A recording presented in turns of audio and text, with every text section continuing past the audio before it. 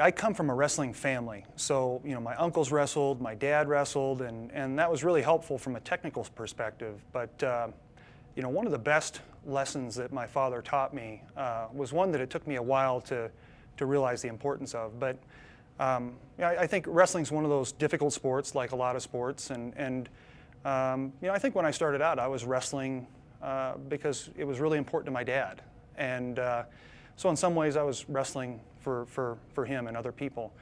And I remember being about, and don't get me wrong, I enjoyed it, but I remember being about 11 or 12 years old, and I approached my dad, and I was feeling a little bit of pressure with the upcoming season and maybe a little burnout on wrestling. And I said, I think I'm going to take a year off.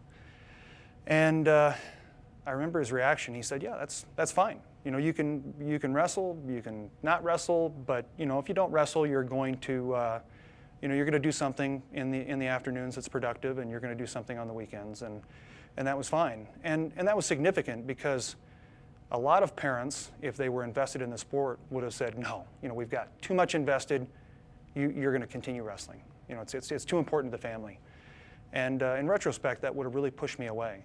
But so as a consequence, the next day, after I had the discussion with my father, 2 or 3 dump trucks of unsplit wood showed up, and that was going to be how I occupied my time over the winter. And it wasn't malicious. We needed firewood, but he was serious. It was just matter of fact. If you're going to do something with your free time that's good and productive. So about 2 or 3 weeks went by of not wrestling, and I remember talking to the kids who'd been to the tournaments, and they were talking about the people who'd won, and it was kind of frustrating because I'd beaten those people, and kids were talking about the fun times that they've had and the treats that the moms, the team moms were bringing, and I really started to miss it.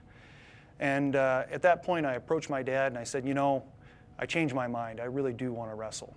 And of course, he was all too happy to help me split the wood the rest of the winter and take me to wrestling practice and get me back involved. But the real significance for me, and I think the lesson to be learned, is that was the day that I started wrestling for myself. And I think too many times parents have a lot invested in the sport, and they've taken their kids up through the youth ranks, and they push their kids a little bit too hard, and their children never have the chance to make that conscious decision that they want to do it for them.